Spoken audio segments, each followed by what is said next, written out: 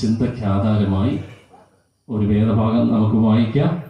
റോമർക്കെഴുതിയ ലേഖനം 10-ാം അധ്യായം 8-ാം വാക്യം മുതൽ 4 വാക്യങ്ങൾ നമുക്ക് മൈക്കിലൂടെ ഒന്ന് വായിക്കാം. സ്തോത്രം.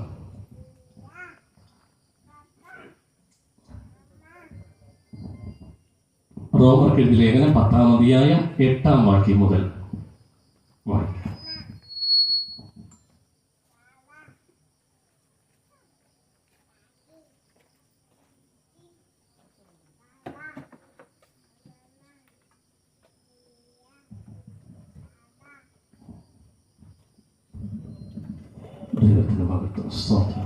എന്നാൽ അത് എന്ത് പറയുന്നു? വചനം നിനക്ക് സമീപമായി, വചനം നിനക്ക് സമീപമായും നിന്റെ വായിലും നിന്റെ നിന്റെ ഹൃദയത്തിലും ഇരിക്കുന്നു. അത് ഞങ്ങൾ പ്രസംഗിക്കുന്ന വിശ്വാസവചനം തന്നെ യേശുവിനെ കർത്താവെന്ന് വായ് കൊണ്ട് ഏറ്റുപറയുകയും ദൈവം അവനെ മരിച്ചവരിൽ നിന്ന് ഉയർത്തെഴുന്നേൽപ്പിച്ചു എന്ന് ഹൃദയം കൊണ്ട് വിശ്വസിക്കുകയും ചെയ്താൽ നീ വരുവാനുള്ള ശിക്ഷയിൽ നിന്ന് നീ രക്ഷിക്കപ്പെടുകയും ചെയ്യും. ഈ വചനങ്ങൾക്കായി ദൈവം അവിടുത്തെ ഇன்பമായ ശബ്ദം ഈ രാത്രി കേൾപ്പിക്കേണ്ടതിനായി നമുക്കെല്ലാവർക്കും കണ്ണുകളടയ്ക്കാം, പ്രാർത്ഥിക്കാം. നിന്നെ അറിഞ്ഞിടാതെ പോയ പാതയിൽ നീ എന്നെ തേടി വന്ന സ്നേഹമോർക്കുമ്പോ, നിന്നെ അറിഞ്ഞിടാതെ പോയ പാതയിൽ നീ എന്നെ തേടി വന്ന സ്നേഹമോർക്കുമ്പോ, എന്നാവതെങ്ങനെ മിണ്ടാതിരുന്നിടും, എന്നാവതെങ്ങനെ മിണ്ടാതിരുന്നിടും. സ്തോത്രയാഗമെന്നും അർപ്പിച്ചിടും ഞാൻ, സ്തോത്രയാഗമെന്നും അർപ്പിച്ചിടും ഞാൻ. ദൈവമേ നിനക്ക് സ്തോത്രം പാടിടും, 1000 സ്തുതികൾ ഞാൻ കരേറ്റിടും. പരിശുദ്ധനായ കർത്താവേ, നല്ല സമയത്തിനായി സ്തോത്രം. അവിടുത്തെ ഇമ്പമായ ശബ്ദം അങ്ങ് കേൾപ്പിക്കുമാറാകണമേ. കർത്താവിന് ഇഷ്ടമില്ലാത്ത ഒരു വാക്കും അടിയന്റെ നാവിൽ നിന്ന് പുറപ്പെടാതിരിക്കേണ്ടതിനായി പ്രാർത്ഥിക്കും. വായിക്കപ്പെട്ട വചനത്തിന്റെ ആഴങ്ങളിലേക്ക് സ്വർഗം ഈ രാത്രി കരപിടിച്ച് നടത്തും. അവിടുത്തെ പരിശുദ്ധാത്മാവിന്റെ സാന്നിധ്യം മഞ്ഞ് പോലെയും മഴ പോലെയും മാരി പോലെയും ഈ ദേശത്തില് കർത്താവെ അവിടുത്തെ മക്കളുടെ മേലങ്ങ് പകരും. എല്ലാവരെയും അനുഗ്രഹിക്കും. തിരുനാമം മഹത്വമാകുവാനിടയാണ്. യേശു ക്രിസ്തുവിൻ നാമത്തിൽ അപേക്ഷിക്കുന്നു. പ്രാർത്ഥന കേൾക്കണം പരിശുദ്ധ പിതാവേ, ആമേൻ. സ്തോത്രം. ഈ വായിക്കപ്പെട്ട വചനത്തിലേക്ക് നമ്മുടെ ശ്രദ്ധയെ തിരിക്കുന്നതിന് മുൻപ് ദൈവത്തിന് മഹത്വം. പ്രാരംഭമായിട്ട് ഞാൻ എൻ്റെ അനുഭവ സാക്ഷ്യം ചില മിനിറ്റുകൾ പറഞ്ഞുകൊണ്ട് ഈ ശുശ്രൂഷയിലേക്ക് വചനത്തിലേക്ക് നമ്മുടെ ശ്രദ്ധ തിരിക്കാം. 1997 മാനസിക അസുഖമായി കയ്യും കാലും തുണികളാൽ കെട്ടപ്പെട്ട ഒരവസ്ഥയിലായിരുന്നു. ദൈവത്തിന് മഹത്വം. ശാസ്തമംഗലത്ത് മാനസിക രോഗ ആശുപത്രിയിൽ എൻ്റെ ചേട്ടൻ തന്നെ എന്നെ കൂട്ടിക്കൊണ്ടുപോയി എന്നെ ചികിത്സിക്കുവാനിടയായി. ആ ചികിത്സ കഴിഞ്ഞ് വീട്ടിലേക്ക് കടന്നു വന്നു. കുറച്ച് ദിവസം കഴിഞ്ഞപ്പോൾ വീണ്ടും എനിക്ക് അസുഖം കൂടുതലായി. അസുഖമായപ്പോൾ ഞാൻ പറഞ്ഞു എന്നെ പൂവത്തൂര് കൊണ്ടുവിടണമെന്ന് പറഞ്ഞു. ചേട്ടൻ എന്നെ പൂവത്തൂര് കൊണ്ടുവിട്ടു. ദൈവത്തിന് മഹത്വം. പിന്നെ എനിക്ക് അങ്ങ് വീണ്ടും അസുഖം കൂടുതലായി. നേരെ വസ്ത്രം ധരിക്കുകയില്ല, മറ്റുള്ളവരെ ചീത്ത വിളിക്കുക, അടിക്കുക. എൻ്റെ ചെയ്യുന്ന പല കാര്യങ്ങളും ഓർമ്മയുണ്ട്. പക്ഷെ എന്ത് ചെയ്യണം, എന്ത് ചെയ്തുകൂടാ എന്നുള്ള അറിവ് നഷ്ടപ്പെട്ടു പോയി. ഞങ്ങളുടെ വീട്ടിനടുത്തുള്ള ശലോമൻ എന്ന് പറയുന്ന അങ്കിളിന്റെ സൈക്കിള് അവരുടെ അനുവാദം കൂടാതെ എടുത്തു ചവിട്ടി പോവുകയാണ്. കുറച്ചു ദൂരം പോയപ്പോൾ പിന്നെ കൈ രണ്ടും വിട്ട് ചവിട്ടി പോവുകയാണ്. പിന്നെ ഞാൻ നിലത്ത് വീഴുന്നതായിട്ടാണ് ഓർമ്മ. ചെയ്യുന്ന പല കാര്യങ്ങളും ഓർമ്മയുണ്ട്. പക്ഷെ എന്ത് ചെയ്യണം, എന്ത് ചെയ്തുകൂടാ എന്നുള്ള അറിവ് നഷ്ടപ്പെട്ടു പോയി. അതിനുശേഷം എന്നെ പൂവത്തൂർ ഷാരോൺ ചർച്ചിലേക്ക് കൊണ്ടുപോയി. അവിടെ അന്ന് പാസ്റ്റർ സെൽവരാജ് പാസ്റ്ററാണ് ആയിരുന്നത്. പാസ്റ്റർ ഇവിടെ ഇരിപ്പുണ്ട്. ചർച്ചിലും വീട്ടിലുമായിട്ട് നടന്ന ഉപവാസ പ്രാർത്ഥനയുടെ ഫലമായിട്ട് പാസ്റ്ററോട് ചേർന്ന് പ്രാർത്ഥിച്ച യേശുദാസൻ പാസ്റ്റർ ഇവിടെ ഇരിപ്പുണ്ട്. 3 ദിവസത്തെ ഉപവാസ പ്രാർത്ഥനയിൽ 3-ാമത്തെ ദിവസം ഉച്ചയ്ക്ക് പ്രാർത്ഥന കഴിഞ്ഞത് കർത്താവ് എനിക്ക് സുബോധം നൽകുവാനിടയായി. ഹല്ലേലൂയ. 25 വർഷമായി. അതിനുശേഷം ആ അസുഖത്തിന് ഒരു ഗുളിക പോലും കഴിക്കാതെ പരിപൂർണമായി കർത്താവ് എനിക്ക് സുഖം നൽകുവാനിടയായി. മാത്രമല്ല, ഞാൻ ഈ ദൈവത്തെ അറിയുവാനിടയായത്, ഞാൻ ഷാജി പാസ്റ്റർ പറഞ്ഞതുപോലെ ഞാൻ യേശുവിനെ പിടിക്കണം, കുടുക്കയിൽ അടയ്ക്കണം എന്ന് ഞാൻ യേശുവിനെതിരായിട്ട് പാടിക്കൊണ്ട് നടന്ന ആളാണ്. ഞാൻ സമാധാനമില്ലാത്ത കാരണത്താലാണ് ഞാൻ ഈ സത്യദൈവത്തെ അറിയുവാനിടയായത്. അതിന് കാരണം 2ാം ക്ലാസ് വരെ പഠിച്ചിട്ടുള്ളൂ, എഴുതാനും വായിക്കാനും അറിഞ്ഞുകൂടാ. ഇനി മറ്റൊരാളുടെ സഹായമില്ലാതെ എങ്ങും യാത്ര ചെയ്യുവാൻ കഴിയുകയില്ല. അങ്ങനെ ഇനി ലോകത്തിലൊരു ഉയർച്ചയില്ല, നന്മയില്ല. അങ്ങനെ മാനസികമായിട്ട് തളർന്നുപോയി.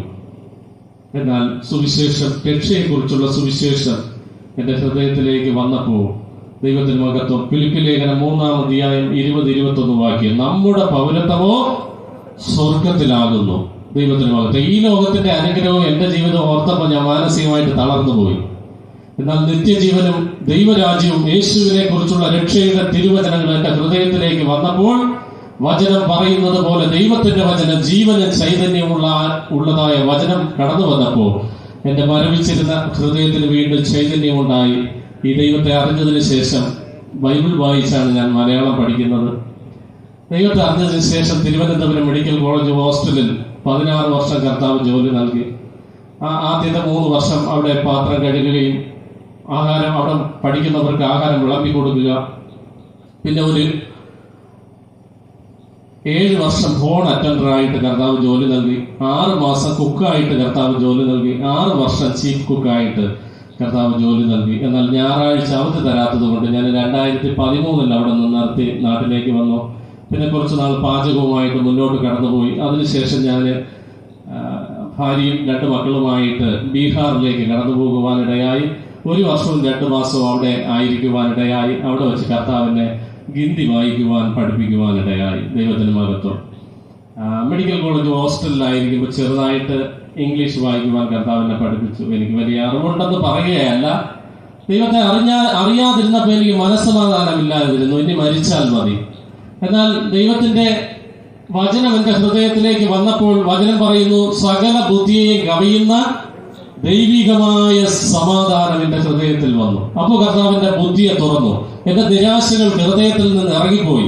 ദൈവത്തിന്റെ ജീവന്റെ വചനങ്ങൾ എന്റെ ഹൃദയത്തിലേക്ക് കടന്നു വന്നപ്പോൾ കർത്താവിന്റെ ബുദ്ധിയെ തൊടുവാനിടയായി. കർത്താവിലേക്ക് ദൈവികമായ അറിവ്, ജ്ഞാനം എന്തെങ്കിലും ഇപ്പോൾ ഉണ്ടെങ്കിലും കർത്താവ് നൽകിയ അറിവേ ഉള്ളൂ. അതിനു മുമ്പ് 2ാം ക്ലാസ് പഠിച്ച എന്തെന്ന് ചോദിച്ചാൽ അതിന് തെറി പറയുന്ന ഒരു അവസ്ഥയായിരുന്നു. എന്റെ നാവിനെ കർത്താവ് തൊടുവാനിടയായി. ദൈവത്തിന്റെ മഹത്വം.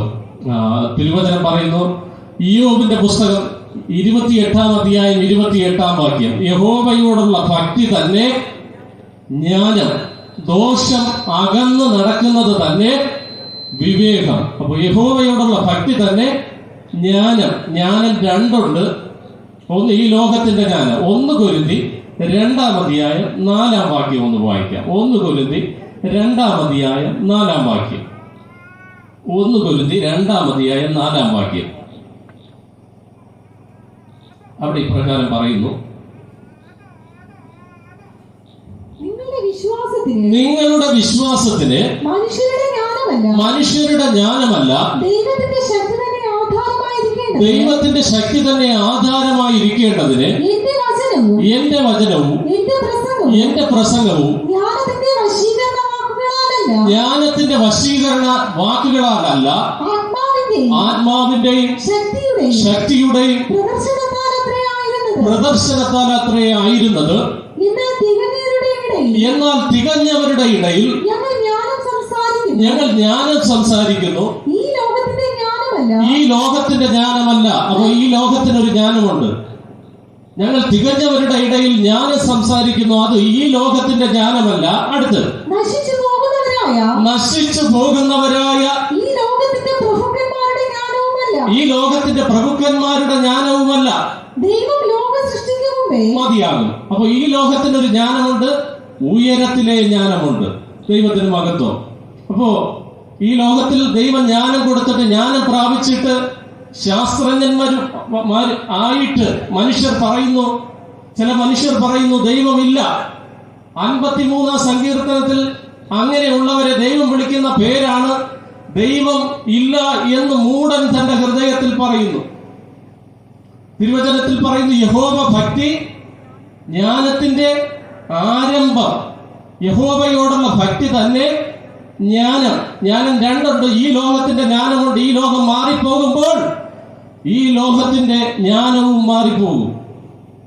എന്നാൽ ഉയരത്തിലെ ജ്ഞാനമുണ്ട്. യാക്കോബിന്റെ ലേഖനം 1-ാം അധ്യായം അതിന്റെ 27-ാം വാക്യം ഒന്ന് വായിക്കാം. യാക്കോബിന്റെ ലേഖനം 3-ാം അധ്യായം 17-ാം വാക്യം. യാക്കോബിന്റെ ലേഖനം 3-ാം അധ്യായം 17-ാം വാക്യം. ഉയരത്തിൽ നിന്നുള്ള ജ്ഞാനമോ ഒന്നാമത് നിർമ്മലവും പിന്നെ സമാധാനവും. ഏത് കാര്യത്തിനും ഒരു എടുത്തുചാട്ടം ഉണ്ടാകയില്ല, സമാധാനം ഉണ്ടാകും. പിന്നെ സമാധാനവും ശാന്തതയും. മക്കളാണെങ്കിൽ അപ്പനെ അമ്മയെ അനുസരിക്കുന്നു എങ്കിൽ അവർക്ക് ഉയരത്തിലെ ജ്ഞാനമാണ്. അനുസരിക്കുന്നില്ല എങ്കിൽ ഈ ലോകത്തിലെ ജ്ഞാനമാണ്. അനുസരിക്കുന്നതും അനുസരണമുള്ളതും കരുണയും സൽഫലം നിറഞ്ഞതും പക്ഷപാതവും കപടവും ഇല്ലാത്തതുമാകുന്നു. എന്നാൽ സമാധാനം ഉണ്ടാക്കുന്നവർ സമാധാനത്തിൽ വിതച്ച് നീതി എന്ന ഫലം കൊയ്യും. യഹോവ ഭക്തി ജ്ഞാനത്തിന്റെ ആരംഭമാകുന്നു. യഹോവ ഭക്തിയിൽ പ്രവൃത്തിയുണ്ട്. യാക്കോബിന്റെ ലേഖനം 1-ാം അധ്യായം 26-ാം വാക്യം. യാക്കോബിന്റെ ലേഖനം 1-ാം അധ്യായം 26-ാം വാക്യം. യാക്കോബിന്റെ ലേഖനം 1-ാം അധ്യായം 27-ാം വാക്യം. പിതാവായ ദൈവത്തിന്റെ മുൻപാകെ ശുദ്ധവും നിർമ്മലവുമായുള്ള ഭക്തിയോ അനാഥരെ, ആരുമില്ലാത്തവരെ, അപ്പനില്ലാത്ത അമ്മയില്ലാത്ത സഹോദരങ്ങളില്ലാത്ത അനാഥരെയും ഭർത്താവില്ലാത്ത വിധവമാരെയും അവരുടെ സങ്കടത്തിൽ ചെന്നു കാണുന്നതും ലോകത്താലുള്ള കളങ്കം പറ്റാതെ വണ്ണം തന്നെത്താൻ കാത്തുകൊള്ളണം. മറ്റൊരാൾ വരില്ല കാക്കാൻ. നാം നമ്മെ തന്നെ എന്ത് ചെയ്യണം? കാത്തുകൊള്ളണം. പിതാവായ ദൈവത്തിന്റെ മുൻപാകെ ശുദ്ധവും നിർമ്മലവുമായുള്ള ഭക്തിയോ അനാഥരെയും വിധവമാരെയും അവരുടെ സങ്കടത്തിൽ ചെന്ന് കാണുന്നതും ലോകത്താലുള്ള കളങ്കം പറ്റാതെ തന്നെ താൻ കാത്തുകൊള്ളുന്നതുമാകുന്നു. അങ്ങനെ കർത്താവിനെ അറിഞ്ഞപ്പോൾ എന്റെ ഹൃദയത്തിൽ വചനം പറയുന്നു, സകല ബുദ്ധിയെ കവിയുന്ന ദൈവികമായ സമാധാനം ദൈവജനത്തിന് ദൈവം നൽകുവാനിടയാകും. ദൈവത്തിന് മഹത്വം. ഇനി നാം വായിച്ച വിഷയങ്ങളിലേക്ക് കടന്നു വരികയാണ്. ദൈവത്തിന് മഹത്വം. ഇന്ന് പ്രധാനമായും രക്ഷയെക്കുറിച്ചുള്ള സന്ദേശം ദൈവത്തിന് മഹത്വം ബഹുമാനമുള്ള പാസ്റ്റർ സംസാരിക്കുന്നത് ആകുന്നത് കൊണ്ട് ഞാൻ നാവിനെ കുറിച്ച്, ഇന്ന് ലോകത്തിൽ വളരെ ദോഷം ചെയ്യുന്ന മനുഷ്യന്റെ ജീവിതത്തിലെ മനുഷ്യന്റെ അവയവം നാവ്, ശരീരത്തിലെ ഒരു അവയവമായ നാവ് ലോകത്തിൽ വലിയ ദോഷം ചെയ്യുകയാണ്. ആ നാവിനെ കുറിച്ച് ചില വാക്കുകൾ പറഞ്ഞുകൊണ്ട്, ചില അല്പസമയം തിരുവചനത്തിൽ നിന്ന് സംസാരിച്ചുകൊണ്ട് ഞാൻ എന്റെ വാക്കുകൾ നിർത്തുന്നതായിരിക്കും. അതിലേക്കായിട്ട് യിരെമ്യാ പ്രവാചകന്റെ പുസ്തകം 15-ാം അധ്യായം 19-ാം വാക്യം എടുക്കാം. അതുകൊണ്ട് യഹോവ ഇപ്രകാരം അരുളി ചെയ്യുന്നു, നീ മടങ്ങി വന്നാൽ ഞാൻ നിന്നെ എന്റെ മുൻപാകെ നിൽപ്പാൻ തക്കവണ്ണം വീണ്ടും കൈക്കൊള്ളും.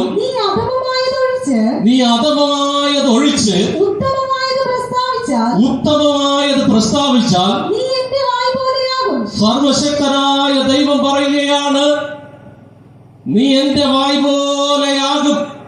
ആകണമെങ്കിൽ നീ അധമമായത് ഒഴിവാക്കണം. ഒന്ന് മടങ്ങി വരിക. അതുകൊണ്ട് യഹോവ ഇപ്രകാരം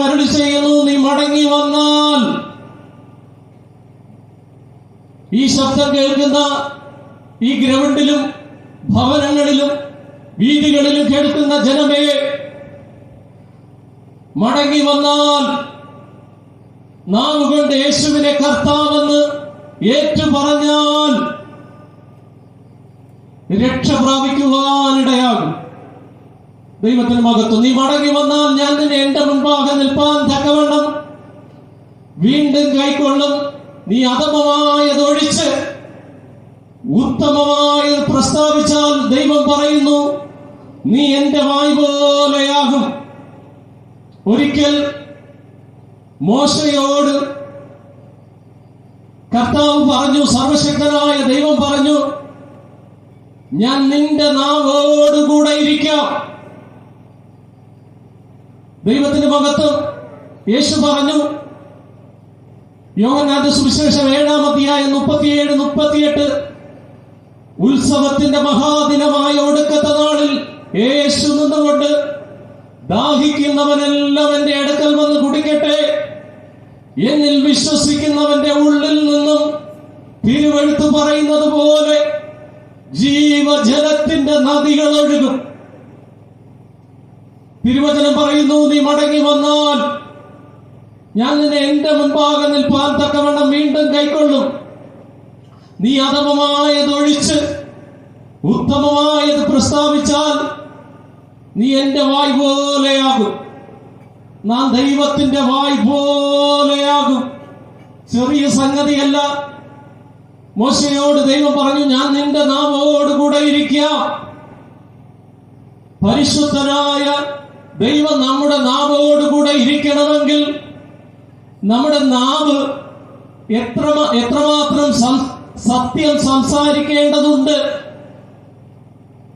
എത്രമാത്രം സ്നേഹത്തോട് സംസാരിക്കേണ്ടതുണ്ട്, എത്രമാത്രം കരുണയോട് സംസാരിക്കേണ്ടതുണ്ട്. തിരുവചനത്തിൽ പറയുന്നു, നീ മടങ്ങി വന്നാൽ ഞാൻ നിന്നെ എന്റെ മുൻപാകെ നിൽപ്പാൻ തക്കവണ്ണം വീണ്ടും കൈക്കൊള്ളും. നീ അധമമായതൊഴിച്ച് ഉത്തമമായത് പ്രസ്താവിച്ചാൽ നീ എന്റെ വായ് പോലെയാകും. ദൈവം നമ്മുടെ നാവോട് കൂടെ ഇരിക്കണമെങ്കിൽ നമ്മുടെ നാവ് എത്ര പവിത്രമായിരിക്കണം, എത്ര നേര് സംസാരിക്കുന്നതായിരിക്കണം. 112-ാം സങ്കീർത്തനത്തിൽ പറയുന്നു, നേരുള്ളവരുടെ തലമുറ അനുഗ്രഹിക്കപ്പെടും, ഐശ്വര്യവും സമ്പത്തും അവന്റെ വീട്ടിലുണ്ടാകും. നേരുള്ളവർക്ക് ഇരുട്ടിൽ വെളിച്ചമുദിക്കും. യെശയ്യാ പ്രവചനം 58, വിശപ്പുള്ളവനോട് നീ താല്പര്യം കാണിക്കുകയും കഷ്ടത്തിലിരിക്കുന്നവന് തൃപ്തി വരുത്തുകയും ചെയ്യുമെങ്കിൽ നിന്റെ പ്രകാശം ഇരുളിൽ ഉദിക്കും. നേരുള്ളവരുടെ തലമുറ അനുഗ്രഹിക്കപ്പെടും. തലമുറയിലേക്ക്, മക്കളിലേക്ക് അനുഗ്രഹം എത്തണമെങ്കിൽ അപ്പനും അമ്മയും സത്യം സംസാരിക്കണം. ദൈവത്തിന് മഹത്വം. നീ അധമമായതൊഴിച്ച് ഉത്തമമായത് പ്രസ്താവിച്ചാൽ ദൈവം പറയുന്നു, നീ എന്റെ വായ് പോലെയാകും. എന്റെ ജീവിതത്തിൽ ഏകദേശം 17 വർഷം പാചകമായിരുന്നു ജോലി. 100 പേർക്ക്, 500 പേർക്ക്, 1000 പേർക്ക്, 1500 പേർക്ക്. ഞങ്ങൾ സാധാരണ അപ്പം ഉണ്ടാക്കുവാൻ 120 കിലോ പച്ചരി എഴുതും. അതിന്റെ 10-ലൊരു ഭാഗം തലേ ദിവസം പൊടിച്ച് കപ്പി കാച്ചി അതിൽ മാവ് പൊടിച്ച് കലക്കി വെക്കുമ്പോൾ 2 ലിറ്റർ പുളിമാവ് ചേർക്കും. പിറ്റേ ദിവസം 120 കിലോ മാവും 2 ലിറ്റർ പുളിമാവ് ചേർക്കുമ്പോൾ ഒരുമിച്ച് പുളിച്ചു വരും. ദൈവത്തിന് മഹത്വം. അല്പം അധമമായ സംസാരം നമ്മുടെ ജീവിതത്തിൽ ഉണ്ടായിരുന്നാൽ നല്ലതിനെയും നശിപ്പിക്കും. നീ അധമമായതൊഴിച്ചുത്തമമായത് പ്രസ്താവിച്ചാൽ ദൈവം പറയുന്നു, നീ എന്റെ വായ് പോലെയാകും. അവർ നിന്റെ പക്ഷം തിരിയും. അവർ ആര്? നമ്മുടെ ചുറ്റുപാടുമുള്ളവർ. അവർ ദൈവരാജ്യത്തിലെത്തണം. ഒരിക്കൽ മരണവും പിന്നെ ന്യായവിധിയും ദൈവം സകല മനുഷ്യർക്ക് നിയമിച്ചിരിക്കുന്നു. അവർ ശിക്ഷാവിധിയിലേക്ക് പോകരുത്, നിത്യനരകത്തിലേക്ക് പോകരുത്. അവർ നിത്യജീവൻ അവകാശമാക്കണം. അവർ യേശുവിലൂടെ, യേശു പറഞ്ഞ് എന്നിൽ വിശ്വസിക്കുന്നവന് നിത്യജീവനുണ്ട്. യേശു പറഞ്ഞ് എന്നിൽ വിശ്വസിക്കുന്നവൻ മരിച്ചാലും ഉയർത്തെഴുന്നേൽക്കും. കർത്താവ് കടന്നു വരുമ്പോൾ ക്രിസ്തുവിൽ മരിച്ചവർ മുൻപേ ഉയർത്തെഴുന്നേൽക്കും. ക്രിസ്തുവിൽ മരിക്കണമെങ്കിൽ ക്രിസ്തുവിൽ ജനിക്കണം, ക്രിസ്തുവിൽ ജീവിക്കണം. ക്രിസ്തുവിൽ മരിച്ചവർ മുമ്പേ ഉയർത്തെഴുന്നേൽക്കും. നമ്മുടെ ചുറ്റുപാടുമുള്ളവർ യേശുവിലൂടെ ദൈവരാജ്യം അവകാശമാക്കുവാൻ, നിത്യജീവനെ അവകാശമാക്കുവാൻ, അതിന് നമ്മുടെ നാവിനൊരു പങ്കുണ്ട്. ദൈവത്തിന് മഹത്വം.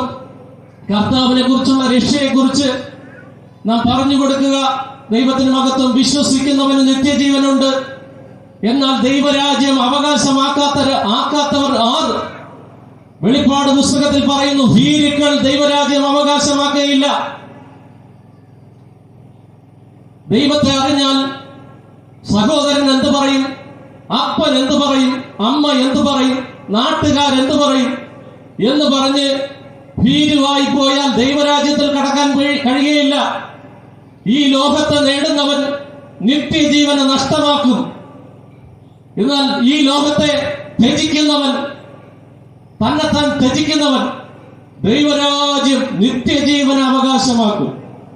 ദൈവത്തിന് മഹത്വം. ഇതിനോട് ചേർന്ന് ചില വചനങ്ങൾ നമുക്ക് വായിക്കാം. മത്തായി സുവിശേഷം 12-ാം അധ്യായം 37-ാം വാക്യം വായിക്കാം. മത്തായി സുവിശേഷം 12-ാം അധ്യായം 37-ാം വാക്യം. നിന്റെ വാക്കുകളാൽ നീതീകരിക്കപ്പെടുകയും നിന്റെ വാക്കുകളാൽ കുറ്റം വിധിക്കപ്പെടുകയും ചെയ്യും. റോമർ 3:10. നീതിമാൻ ആരുമില്ല, ഒരുത്തൻ പോലുമില്ല. സഭാപ്രസംഗി 7:20. പാപം ചെയ്യാതെ നന്മ മാത്രം ചെയ്യുന്ന ഒരു നീതിമാനും ഭൂമിയിലില്ല. ഇയ്യോബിന്റെ പുസ്തകം 14:4. അശുദ്ധനിൽ നിന്ന് ജനിച്ച വിശുദ്ധനുണ്ടോ? ഒരുത്തനുമില്ല. ആദാം പാപം ചെയ്തപ്പോ ആദാമിന്റെ സന്തതിയായ മാനവജാതിയെല്ലാം പാപികളായി. ചില മനുഷ്യർക്ക് ചില നിരൂപണങ്ങളുണ്ട്. ഞാൻ സിഗരറ്റ് വലിക്കുകയില്ല, ഞാൻ മദ്യപിക്കുകയില്ല, വലിയ പാപങ്ങളൊന്നും ചെയ്യുകയില്ല എന്ന് നമ്മുടെ നീതി എല്ലാം കൊണ്ട് ദൈവസന്നിധിയിൽ കാണിക്കുമ്പോൾ ദൈവം അതിനൊരു മാർക്കിടും. റോമർ 3:10. നീതിമാൻ ആരുമില്ല, ഒരുത്തൻ പോലുമില്ല. നമ്മുടെ നീതി പ്രവൃത്തികളെല്ലാം ദൈവത്തിന്റെ മുന്നിൽ കറപുരണ്ട തുണി പോലെയാണ്. ഒരു ദൈവരാജ്യം അവകാശമാക്കണമെങ്കിൽ ഒന്ന് ലംഘനം ക്ഷമിക്കണം, പാപം മറച്ചു കിട്ടണം. തിരുവചനത്തിൽ പറയുന്നു, യേശുവിന്റെ രക്തം സകല പാപവും പോക്കി നമ്മെ ശുദ്ധീകരിക്കുന്നു. യേശു പറഞ്ഞു, ഞാൻ തന്നെ വഴിയും, ഞാൻ തന്നെ സത്യവും, ഞാൻ തന്നെ ജീവനും, ഞാൻ മുഖാന്തരമല്ലാതെ ആരും പിതാവിന്റെ അടുക്കൽ എത്തുന്നില്ല. ദൈവത്തിന്റെ മകത്ത് യേശു പറഞ്ഞു, ഞാൻ തന്നെ വഴിയും സത്യവും ജീവനുമാകുന്നു. നാം ഇവിടെ വായിച്ചു, നിന്റെ വാക്കുകളാൽ നീതീകരിക്കപ്പെടുകയും നിന്റെ വാക്കുകളാൽ കുറ്റം വിധിക്കപ്പെടുകയും ചെയ്യും. മത്തായി സുവിശേഷം 12:37 ഒന്ന് വായിക്കാം. മത്തായി സുവിശേഷം 12-ാം അധ്യായം 37-ാം വാക്യം. നിന്റെ വാക്കുകളാൽ നീതീകരിക്കപ്പെടുകയും നിന്റെ വാക്കുകളാൽ നീതീകരിക്കപ്പെടുകയും നിന്റെ വാക്കുകളാൽ കുറ്റം വിധിക്കപ്പെടുകയും ചെയ്യും. നിന്റെ വാക്കുകളാൽ കുറ്റം വിധിക്കപ്പെടുകയും ചെയ്യും. ദൈവത്തിന് മഹത്വം. പാപിയായിരുന്ന മനുഷ്യൻ കർത്താവിന്റെ രക്തത്താൽ നീതിമാന്മാർ നീതിപതികളായി. അതിന് നമ്മുടെ നാവിനൊരു പങ്കുണ്ട്. വചനം പറയുന്നു, ഹൃദയം കൊണ്ട് വിശ്വസിക്കുകയും വായ് കൊണ്ട് ഏറ്റുപറയുകയും ചെയ്താൽ നീ രക്ഷിക്കപ്പെടും. പാപത്തിൽ നിന്നുള്ള മോചനം, നീതിമാന്മാർ നീതിപതികളാകും. നാം നമ്മുടെ വാക്കുകളാൽ നീതിമാന്മാർ നീതിപതികളായി. ഇനി നമ്മുടെ വാക്കുകൾ കാരണം നാം കുറ്റക്കാരായി തീരാതെ വണ്ണം നമ്മുടെ നാവിന് കടിഞ്ഞാണിട്ട് കാക്കണമെന്ന് തിരുവചനത്തിൽ പറയുന്നു. യാക്കോബിന്റെ ലേഖനം 1-ാം അധ്യായം 26-ാം വാക്യം ഒന്ന് വായിക്കാം. യാക്കോബിന്റെ ലേഖനം 1-ാം അധ്യായം 26-ാം വാക്യം. യാക്കോബിന്റെ ലേഖനം 1-ാം അധ്യായം 26-ാം വാക്യം. നിങ്ങളിൽ ഒരുവൻ തന്റെ നാവിന് കടിഞ്ഞാണിടാതെ തന്റെ ഹൃദയത്തെ വഞ്ചിച്ചുകൊണ്ട് താൻ ഭക്തനെന്ന് നിരൂപിച്ചാൽ അവന്റെ ഭക്തി വ്യർത്ഥമത്രേ. അപ്പോ നാവിന് എന്ത് വേണം? കടിഞ്ഞാണ് വേണം എന്ന് തിരുവചനത്തിൽ പറയുന്നു. കടിഞ്ഞാൺ വേണം. ദൈവത്തിന് മഹത്വം. ഇനി നമുക്ക് മത്തായി സുവിശേഷം 12-ാം അധ്യായം 32-ാം വാക്യം വായിക്കാം. മത്തായി സുവിശേഷം 12-ാം അധ്യായം 32-ാം വാക്യം. ആരെങ്കിലും മനുഷ്യപുത്രന്റെ നേരെ ഒരു വാക്ക് പറഞ്ഞാൽ അത് അവനോട് ക്ഷമിക്കും. പരിശുദ്ധ ആത്മാവിന് നേരെ പറഞ്ഞാലോ ഈ ലോകത്തിലും വരുവാനുള്ളത് ദൈവരാജ്യമാണ്. ഈ ലോകത്തിലും വരുവാനുള്ളതിലും അവനോട് ക്ഷമിക്കയില്ല. പരിശുദ്ധാത്മാവിന് നേരെ പറഞ്ഞാൽ ഈ ലോകത്തിലും വരുവാനുള്ളതിലും അവനോട് ക്ഷമിക്കയില്ല. അപ്പൊ വാക്കുകൾ സൂക്ഷിച്ചു പ്രയോഗിക്കുക. ക്ഷമിക്കുന്ന വാക്കുണ്ട്, ക്ഷമിക്കപ്പെടാത്ത വാക്കുണ്ട്, നീതീകരിക്കപ്പെടുന്ന വാക്കുണ്ട്, കുറ്റം വിധിക്കപ്പെടുന്ന വാക്കുണ്ട്. നാം പറയുന്ന വാക്കുകൾക്കെല്ലാം കണക്കുണ്ട്. 36-ാം വാക്യം വായിക്കാം. 36-ാം വാക്യം. എന്നാൽ മനുഷ്യർ പറയുന്ന ഏത് നിസ്സാര വാക്കിനും ന്യായം വിധിക്കുന്ന ഒരു ദിവസത്തിൽ കണക്ക് ബോധിപ്പിക്കേണ്ടി വരുമെന്ന് ഞാൻ നിങ്ങളോട് പറയുന്നു. ദേശമേ, മനുഷ്യർ പറയുന്ന ഏത് നിസ്സാര വാക്കിനും, ചെറിയ വാക്കായാലും വലിയ വാക്കായാലും, ന്യായം വിധിക്കുന്ന ദിവസത്തിൽ കണക്ക് ബോധിപ്പിക്കേണ്ടി വരും. അവനവൻ ശരീരത്തിലിരിക്കുമ്പോൾ ചെയ്തത്, അവനവൻ ശരീരത്തിലിരിക്കുമ്പോൾ പറഞ്ഞത്, നല്ലതാകിലും തീയതാകിലും അത് തക്കവണ്ണം പ്രാപിക്കണം. വാക്കുകൾ ഒരു നാൾ കണക്ക് കൊടുക്കേണ്ടി വരുമെന്ന് ഓരോ വാക്ക് പറയുമ്പോഴും ഒരു നാൾ പറയുന്ന വാക്കുകൾക്ക് ദൈവത്തിന് കണക്ക് കൊടുക്കേണ്ടി വരുമെന്നുള്ള ഓർമ്മയോട് ബോധത്തോട് പറയുക. 50-ാം സങ്കീർത്തനം 19-ാം വാക്യം മുതൽ വായിക്കാം. ദൈവത്തിന്റെ മഹത്വം. ദൈവത്തിന്റെ വചനം അധികം കേൾക്കുന്നത് അനുഗ്രഹമാണ്. ദൈവത്തിന്റെ വചനം ജീവനും ചൈതന്യവും ഉള്ളതാണ്. ദൈവത്തിന്റെ മഹത്വം. വായിക്കാം. 50-ാം സങ്കീർത്തനം 19-ാം വാക്യം മുതൽ. നിന്റെ വായ് ദോഷത്തിന് വിട്ടുകൊടുക്കുന്നു, നിന്റെ നാവ് വഞ്ചന പിണയ്ക്കുന്നു. നീ ഇരുന്ന് നിന്റെ സഹോദരന് വിരോധമായി സംസാരിക്കുന്നു. നിന്റെ അമ്മയുടെ മകനെ കുറിച്ച് അപവാദം പറയുന്നു. ഇവ നീ ചെയ്തു. ദൈവം ദിവസം പ്രതി കണക്ക് ചോദിക്കുന്നില്ല, മിണ്ടാതിരിക്കുകയാണ്. അതിനർത്ഥം ഒരു മിനിറ്റ്, ദൈവം ദിവസം പ്രതി കണക്ക് ചോദിക്കുന്നില്ല. അതിനർത്ഥം പറയുന്ന വാക്കുകൾക്ക് കണക്കില്ല എന്നല്ല. വാക്ക് ചെറുതായിരുന്നാലും വലുതായിരുന്നാലും ഒരു നാൾ കണക്ക് കൊടുക്കേണ്ടി വരും. ഇവ നീ ചെയ്തു, ഞാൻ മിണ്ടാതിരിക്കയാൽ ഞാൻ നിന്നെ പോലെയുള്ളവരെന്ന് നീ നിരൂപിച്ചു. മനുഷ്യൻ മറക്കും, ദൈവം മറക്കുകയില്ല. നിന്നെ പോലെയുള്ളവരെന്ന് നീ നിരൂപിച്ചു. എന്നാൽ ഞാൻ നിന്നെ ശാസിച്ചു, നിന്റെ കൺമുൻപിൽ നിരത്തി വയ്ക്കും. നാം പറഞ്ഞ വാക്കുകളെല്ലാം ഒരു നാൾ നമ്മുടെ കൺമുൻപിൽ നിരത്തി വെച്ച് പ്രതിഫലം നൽകുവാനിടയാകും. ഇനി നമുക്ക് സദൃശ്യവാക്യത്തിലേക്ക് കടന്നു വരാം. 12-ാം അധ്യായം 14-ാം വാക്യം വായിക്കാം. വാക്യ പുസ്തകം 12-ാം അധ്യായം 14-ാം വാക്യം. തന്റെ വായുടെ ഫലത്താൽ മനുഷ്യൻ നന്മ അനുഭവിച്ച് തൃപ്തനാകും. ഒരു മിനിറ്റ്. തന്റെ വായുടെ ഫലത്താൽ മനുഷ്യൻ നന്മ അനുഭവിച്ച് തൃപ്തനാകും. എനിക്ക് നന്മ മതിയേ എന്ന് പറയത്തക്കവണ്ണം ദൈവം നന്മ കൊണ്ട് തൃപ്തി വരുത്തും. നാവിനെ സൂക്ഷിച്ചാൽ മതി. ഈ വാഗ്ദത്തങ്ങൾക്കൊന്നും മാറ്റമില്ല. നാവ് സൂക്ഷിച്ചില്ല എങ്കിൽ നന്മ പോവുകയും ചെയ്യും. തന്റെ വായുടെ ഫലത്താൽ മനുഷ്യൻ നന്മ അനുഭവിച്ച് തൃപ്തനാകും. നാവ് സൂക്ഷിച്ചില്ല എങ്കിൽ ജീവിതത്തിൽ വരേണ്ട നന്മകൾ നഷ്ടമാകും. അതിന് ഉദാഹരണമാണ് കേരളത്തിലെ മുൻ വനിതാ കമ്മീഷണർ. അവരോട് ഒരു സഹോദരിയുടെ കഷ്ടപ്പാട് വിളിച്ചറിയിച്ചു. അപ്പോൾ ആ വനിതാ കമ്മീഷണർ സംസാരിച്ച കൂട്ടത്തിൽ ഒരു വാക്ക് ഇങ്ങനെ പറഞ്ഞു, എന്നാൽ പിന്നെ വച്ച് അനുഭവിച്ചോ. ആശ്വസിപ്പിക്കേണ്ട വനിതാ കമ്മീഷണർ മുറിവേൽപ്പിച്ചു. അത് കേരളത്തിൽ ചർച്ചയായി. വനിതാ കമ്മീഷണറെ ആ പദവിയിൽ നിന്ന് മാറ്റി. ഒരു വാക്ക് കാരണം കേരളത്തിലെ വനിതകളുടെ ഏറ്റവും വലിയ പദവി നഷ്ടമായി. വാക്ക് സൂക്ഷിച്ചില്ല എങ്കിൽ നന്മകൾ നഷ്ടമാകും. തന്റെ വായുടെ ഫലത്താൽ മനുഷ്യൻ നന്മ അനുഭവിച്ച് തൃപ്തനാകും. അതിനുശേഷം മന്ത്രി സജി ചെറിയാൻ ഭരണഘടനയ്ക്ക് വിരോധമായി സംസാരിച്ച് മന്ത്രിസ്ഥാനത്ത് പോയി. തിരിച്ചു കയറി കേന്ദ്രത്തിലെ രാഹുൽ ഗാന്ധി മോദി എന്ന പദം പ്രയോഗിച്ചതിൽ വീഴ്ച വന്നത് കാരണത്താൽ MP സ്ഥാനം നഷ്ടമായി.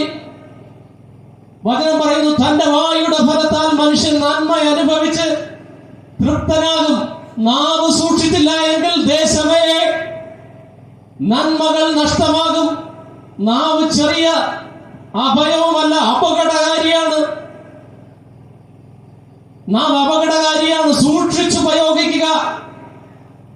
ദൈവത്തിന് മകത്ത് സദൃശ്യവാക്യം 15-ാം അധ്യായം 1-ാം വാക്യം മുതൽ വായിക്കാം. സദൃശ്യവാക്യം 15-ാം അധ്യായം 1-ാം വാക്യം മുതൽ.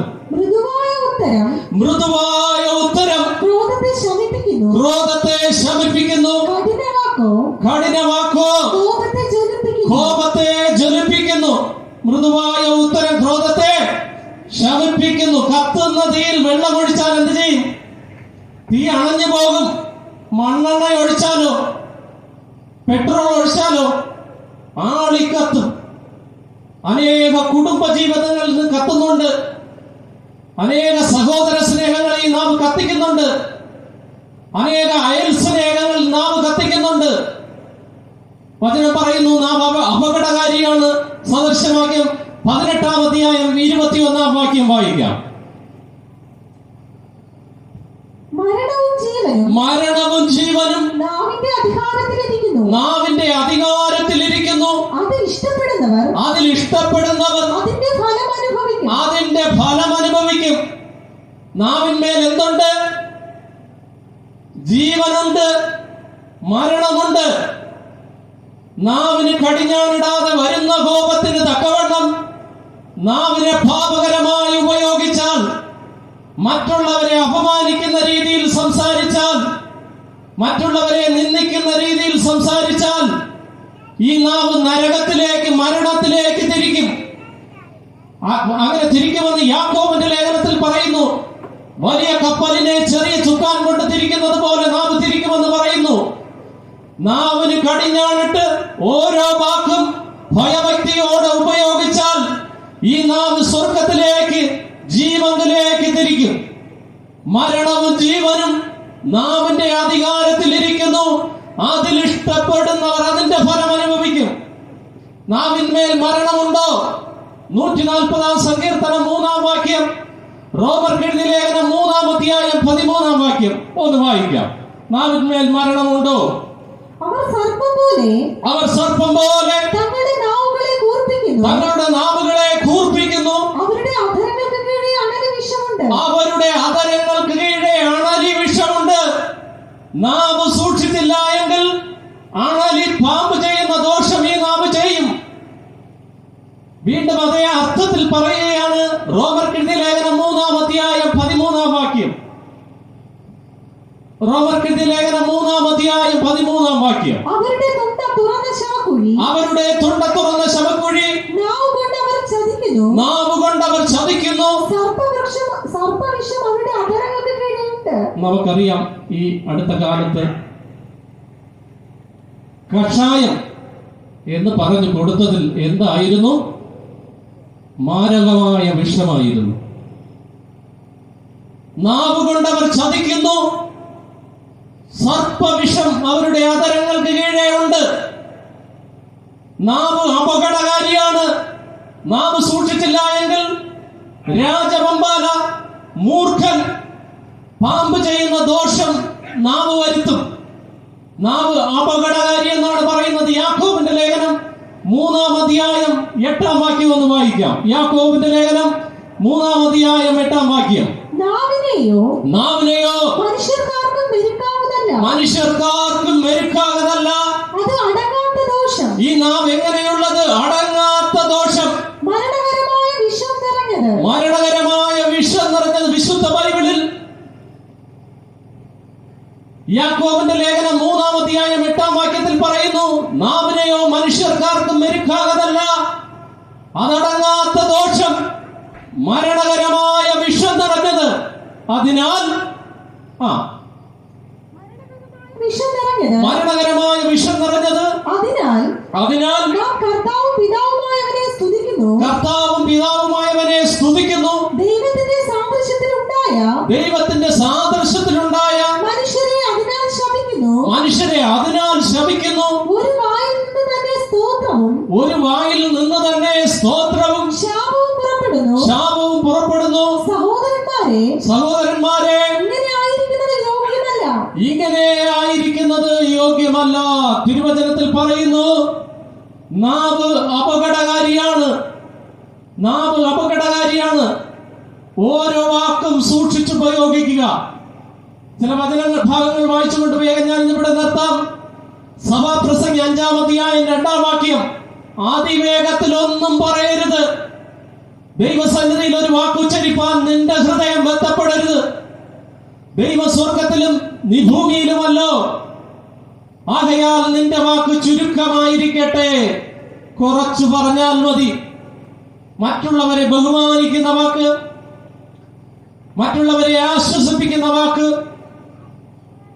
മറ്റുള്ളവരെ താങ്ങുന്ന വാക്ക് കുറച്ച് സംസാരിച്ചാൽ മതി. അത് നല്ല വാക്കായിരിക്കണം. കൂടുതൽ സംസാരിക്കാനുള്ള അവകാശമുണ്ട്. എഫെസ്യർക്ക് എഴുതിയ ലേഖനം 4-ാം അധ്യായം 29-ാം വാക്യം. കേൾക്കുന്നവർക്ക് കൃപ ലഭിക്കേണ്ടതിന് ആവശ്യം പോലെ ആത്മീക വർത്തനയ്ക്ക് നല്ല വാക്കല്ലാതെ ആകാത്തതൊന്നും നിങ്ങളുടെ വായിൽ നിന്ന് പുറപ്പെടരുത്.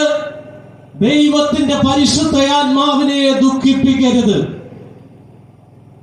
പരിശുദ്ധാത്മാവിനാലല്ലോ നിങ്ങളുടെ വീണ്ടെടുപ്പ് നാളിനാൽ മുദ്രയിട്ടിരിക്കുന്നത്.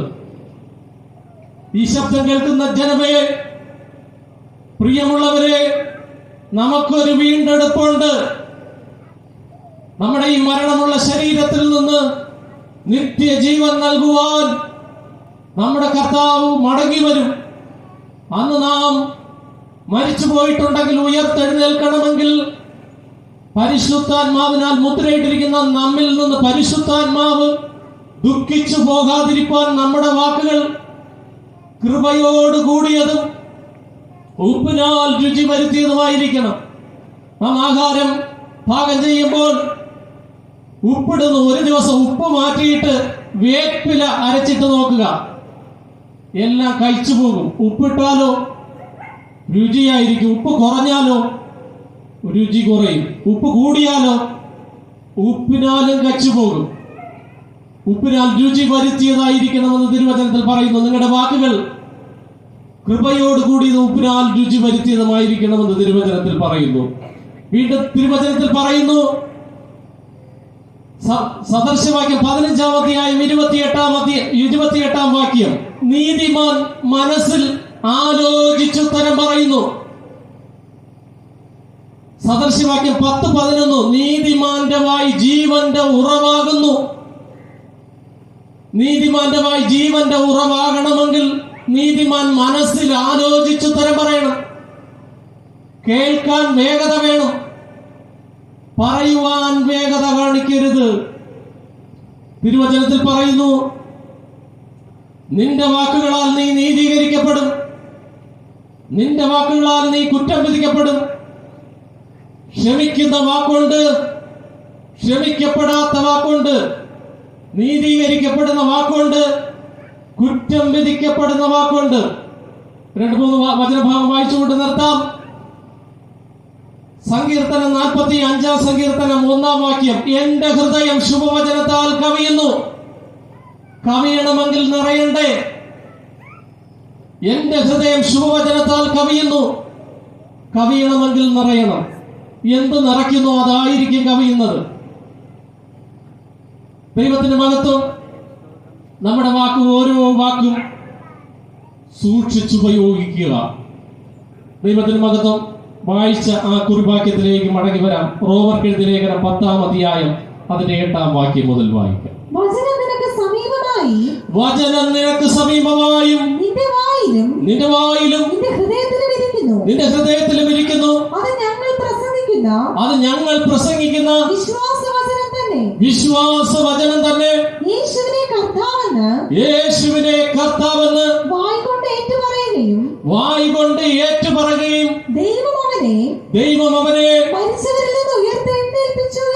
മരിച്ചവരിൽ നിന്ന് ഉയർത്തെഴുന്നേൽപ്പിച്ചു എന്ന് ഹൃദയം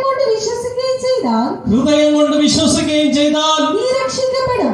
ഈ ശബ്ദം കേൾക്കുന്ന പ്രിയമുള്ളവരെ, താങ്കൾ ആരായാലും, ഏതു ജാതിക്കാരായാലും, ഏതു രാജ്യക്കാരായാലും, ഏതു മതക്കാരായാലും, യേശുവിനെ കൈക്കൊണ്ട് യേശുവിന്റെ നാമത്തിൽ വിശ്വസിക്കുന്ന ഏവർക്കും ദൈവത്തിന്റെ മക്കളായി തീരുവാൻ അധികാരം കൊടുത്തു.